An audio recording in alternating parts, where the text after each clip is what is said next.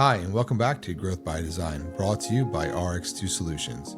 Because growth doesn't happen by accident, it happens by design. I'm Rob Graham. And I'm Rosner. And today we're going to be talking about the holidays and how businesses can lead through what challenges they're going to encounter, talking about the market fluctuation, labor, everything kind of involved in that. So right now, if you're leading a business in today's climate, the stock market's going down. You hear all these negative news going across the world. We've talked about this in the past about avoiding or how to cut through the noise. But today we're going to talk a little bit different and focus on the upbeat small business world. I think there's an overwhelming majority of people that we know and we interact with on a daily basis who own small businesses and are very positive and bullish on their companies right now. They're seeing record earnings, record profits. They're stable in labor, and they're now getting to accomplish all of these tasks and projects that they may have put off for the past couple of years. Bad, negative takes from Verizon laying off 15,000 people. The S&P is down, it's not the case in these small businesses. And that's where we want to focus today. We want to focus on what opportunities they have, how and when they should, you should interact and act on these opportunities and go from there. Yeah, absolutely. I mean, from the small business owners that we know, I think I've only heard of one of them that went through a reduction in force in the last 6 months. And the reason they did it was because they moved all their production from China to, I believe, Vietnam. And then Vietnam got hit with a crazy amount of tariffs at one point. So they were reducing force to reshore their labor somewhere else. It's not like the jobs are going away, they're just moving them. So yes, everything we've seen is that there's optimism out there. Companies are gearing up to expand. I think what we're seeing in the news, it gets amplified by people that want clicks. You see these layoffs happening. I think we're still in a post-COVID period where companies overhired because they were afraid they weren't going to be able to find anybody. They're reducing force now as almost a way to not fire people. It's almost a way of kind of getting people out without firing them through what they're calling a layoff. I think that combination of that and AI still reducing jobs is what's causing this. And I think the overwhelming majority of the labor force out there is in a healthy place. And you're right, it is a weird holiday season right now. I don't remember a holiday season like this. I always remember after the summer, like hiring just spiking for the last 15 years. It just hasn't happened this year. I think it's going to be delayed by maybe 3 or 6 months. I think it's still going to happen, but it's interesting how everything that's gone on within the economy has sort of delayed things. Sure. And you're talking two different things. So like you have the consumer sentiment, right? Which is obviously not that great right now, but the small business index is ridiculously high, and it's unprecedented for how these small business owners are thinking about where their companies are going. The other thing that people aren't seeing that much is how much capital private equity, and I'm going to use private equity as a whole, has out there and is looking to consume and buy up these small businesses. A year, I just delete them. Yeah, but I'm not saying that we're looking to sell. But I'm just saying we normally get 5 to 6 inquiries each a year, plus or minus.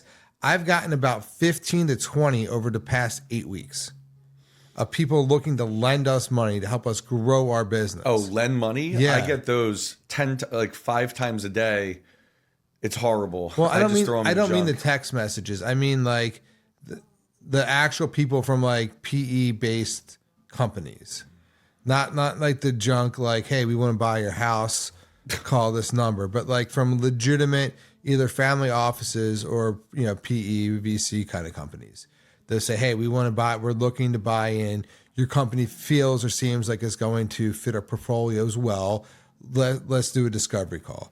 Again, we have no interest in selling, so it's a moot point right now. The point of this is having that uptick drastically from what I would consider real companies is just interesting.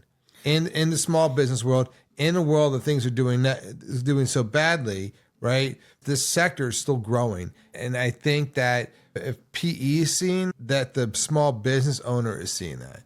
One of the things that the Harvard Business Review talks about, right, is how do you communicate that to your employees? And what I mean by that is they're hearing all this negative stuff.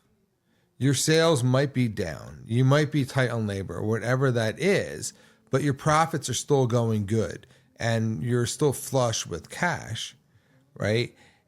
How do you comfort the employee base to know that, like, hey, Ross, we're okay. Your job's good. Like, you don't have to worry about anything, especially in the holiday season when, they're going on air flights to go visit family. They're buying their kids toys or their wife or their husbands or whatever it is. Like, that's a real important part of leading and owning a small business. It's in times of high volatility that's portrayed by the outside world. You need to kind of steady that ship. Yeah. I know what we did. We had all of our employee reviews about 3 weeks ago. So well before the holiday season, let everybody knew where they stood.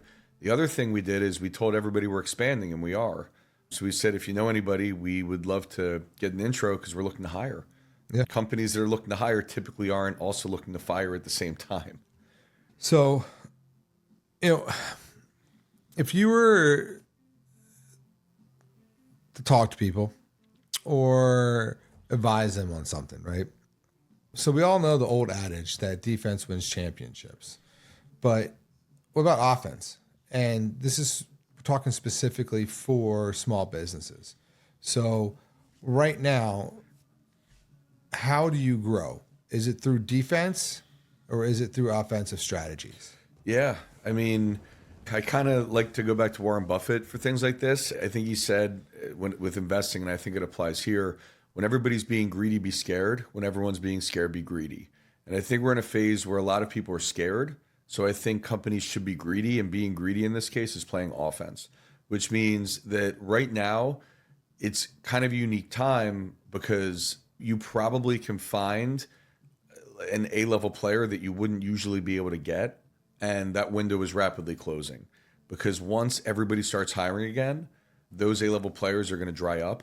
Then you go into that mode. So when the supply is up, as a buyer, it's a good time to buy. When the supply is down, it's a bad time to buy. So I would say if you're thinking of hiring, you have something going on maybe in 6 months that you think is going to trigger a hire, it might make sense to start looking right now. You might get surprised and find someone really good that you didn't think was even available, which is what happened with us. True. Yeah. I mean, we were looking to, and this goes back to the whole labor shortage, and, we'll get into that here in a minute, but we were looking at for a sales rep for what, 6 months? It was a while. On and off for probably longer than that. Yeah. I mean, we finally found someone that was good. Yeah. And fit our culture. And we know that, as we grow, there'll be a key piece into our organization growing. And it was the right time for us to go on the offense and hire another salesperson. So it's not just, though, hiring, right? Like, it could be also, if you were thinking about upgrading some of your manufacturing machines, maybe going into more automation, maybe figuring out what your business needs to operate in a tighter labor market. Because you were saying earlier when you got here, you're like, Ford's looking to hire 5,000 mechanics. I could drive up and down, and every single car dealership is looking to hire mechanics. I had to go put my car to get in for an oil change. I'm going in the middle of December now. And I called like 2 weeks ago for an oil change, right? And this is just, mechanics.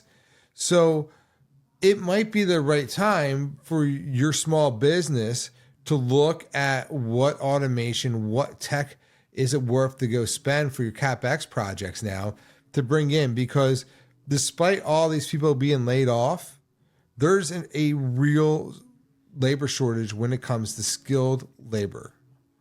and reliability there. And I think that's another thing businesses need to look at. It's how can we leverage this excess cash we have now to grow our business? Most cases, it's by hiring good people. You get new ideas, new innovations, things like that. But in some businesses, it might be hiring the right person and then implement a whole thing. Like we know we're helping one of our clients do that with a pharmaceutical manufacturing plant right now. And they're looking at automating and doing that, and they're getting the right pieces in right now while they can before it gets too expensive. Because it's going to happen. It's just a matter of when. I think it's going to happen in about 6 months, probably a little less. I think the Supreme Court's going to shoot down Trump's tariffs, and I think Trump knew that the whole time. They have a backup plan, and most of the tariffs are going to stay in place through other legal means. And then once that shakes out, everybody's going to know the rules of the game, and then all that money that's sitting on the sidelines is going to come in. Yep. And it's going to create a lot of activity that's been kind of building up for probably the past 9 months, probably since we had kind of an upshoot in activity right after the election. And then after that, everybody's kind of been waiting to see how things are going to shake out. I think in the next, let's call it 3 to 4 months, we're going to see that. And then all that money that's been sitting on the sidelines and all that investment is going to come in. And it's going to be another uptick again. I know that, we listen to two economists fairly closely, and both of them are projecting like 2.5% to 3% GDP growth for next year, which is great for an economy as mature as ours. Yep. Now, the other thing, though, is going on the offense for these small businesses does not mean to forget defense. So you don't want to overextend yourself, right? You still need to operate within your means and what you can do. Good idea for small businesses and organizations is to have two buckets, your offensive priorities and your defensive priorities.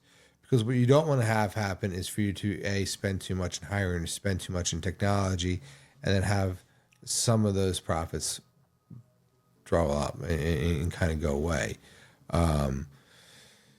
You more or less need to figure out your ROI and impact on every dollar spent, which I know most business owners are aware of that, but there's ways to figure out, like, if we're going into a potential skilled labor shortage, let's spend our money here, and it's a defensive spend to protect against that so your organization can still grow. I agree with you that organizations, especially if they're doing well, should be looking to grow right now, because they're going to be able to just get deals on long-term contracts and things like that you're not going to be, because more companies are going to be wanting to make a deal, or more people are going to be wanting to join an organization that's growing and things of that nature. But it's still crucial to have that defensive component to it. So it's not, I just want for people that do listen, I don't want it to be, hey, Rob and Ross are saying just go out and spend all our money. Like it's not that way. But let's get into some of the cadence of, how these small businesses can kind of communicate this growth to their employees. Like, what would you, if you owned a manufacturing company, what would you do? Tell everybody, who do you know? Well, I'm not saying from a hiring perspective. I want to know just like what kind of communications you would do. People were growing? Yeah. Just tell them we're growing. Like, we're doing okay. We're planning on growing. I mean, the thing is, I wouldn't lie to them. If I had a manufacturing company that was growing, I would tell them, here's our plan. We're planning on buying this piece of equipment. We're going to sunset this one. Here's what we think it's going to do. It's going to be opportunities for everybody to use this new machine, and here's what we think it's going to do for us. Okay. So I agree with that. And it's sharing the vision of where the company is looking to go. There was a Gallup poll that said that employees who were engaged and comfortable with where the company was. So we're not talking about happy with their work or just happy with the overall and engaged with the company who they're working for, are somewhere between 20 and 30% more productive. Yeah, they don't have one foot out the door. And that earns them plus or minus a 10% increase in customer satisfaction. Happy employees treat the people better, Yeah. right? So this kind of ties back into this holiday season and just in general, like let them know what's going on. Let them know what your thoughts are. The other thing that we should not overlook is get their ideas, get their opinions, see what works, what doesn't work. Ross, if I were to give you this pen, would you be more productive? What do you need from me to be more productive in your job? What do you think that the business could do to be more productive? How can we improve these processes? What could we add? What could we change? And having that kind of candid conversations with your employees, you're going to see just a world difference. You're going to have their buy-in. You're going to have their, they're going to be intrigued. They're going to want to do the work. The other thing, within the holidays, it's people do, I guess they kind of feel pressured, right? Like they're always trying to do the best. Oh, you would hope so, but they're always they have their family engagements. They're going all over the place. They're getting their presents. They go see Santa. There's 5,000 holiday parties. Am I going to be able to get my kid this or that? For now, like my guys are into Pokemon. I don't get it. It's fine. But you can't go out and buy Pokemon cards. So people could potentially be stressed out about that. If their kid's like, all I want is Pokemon cards and you can't get it, what do? It's like the old Xbox or PlayStation when the releases right before the holidays and people sell them. You're like, come on. So it's just, as a business, a small business, how do we help our employees relax with that? And I'm not saying we're going to go out and buy Pokemon cards or buy them their Christmas presents, but like, is there a way to comfort that? I can only talk about what we did. We had all their reviews way ahead of time. They knew exactly where they stood. And I don't know what else you can do. I mean, if they're the right fit long-term for the company, they should just have that vibe and know that. And if they're not, then they need to know what they need to do to improve to become that person. I don't know if giving someone a sense of comfort before the holidays who doesn't deserve it is necessarily the right move. I don't know. Well, we're talking about the people who do deserve it. Okay. So there's always going to be outliers, right? And not every situation is going to be perfect. But we're talking the people that you want to have in your organization that want to be there. And that's kind of candid throughout all the series that we're talking about, right? Like, how do you help the people there that want to be there and that you want there? We're not talking, like I said, we're not talking about the person that's on a PIP or the person that's getting fired. Like, not that guy. I don't know if you do anything different during the holidays. I think it's how you just treat them throughout the whole year. At least that's my thoughts. Anytime that you just ask their opinion on things, you have little ways of telling them, like, hey, you're doing a great job. It can't be forced. People know where they stand within a company. They know if they're doing well or if they're not, for the most part, unless they're crazy, which some people are. But yeah, I mean, I think that you value their opinion. You ask them how they're doing. You give them the resources they need to be successful, and then you just trust them to do their job. And I think if you do all those things, that's better than any single pack of Pokemon cards you could get for anybody. Sure. No, I agree with that. And I think that you could turn this almost into a playbook that you're just going to be running year round, right? Like, what's your cadence of talking to the employees? What's your cadence of getting real feedback from it? What's your cadence for implementing or innovating your work process? How often are you looking to change things or tweak things? And don't get me wrong, we've been told that we change things too often sometimes. So too much change isn't always a good thing either. It's, building that into your organization routinely, I think is going to help a lot. And it's not going to, you're not just doing it at the holidays. If you do that throughout the year, you'll see some growth with that too. The other thing organizations can do is cross train. a lot of times, like I know for us, between Christmas and New Year's, it's like dead. No one's working. Most companies are shut down or furloughed or whatever it is. And being in the HR and recruitment space, we don't have a lot to do. And this isn't like a new development in our industry. It's been like this for about the 20 something years we've been in this industry. Why not cross train? You're not going to get an expert on it. But if you're slow and you have a person that wants to become a tooling machinist, have one of your senior guys or gals show them how to do it.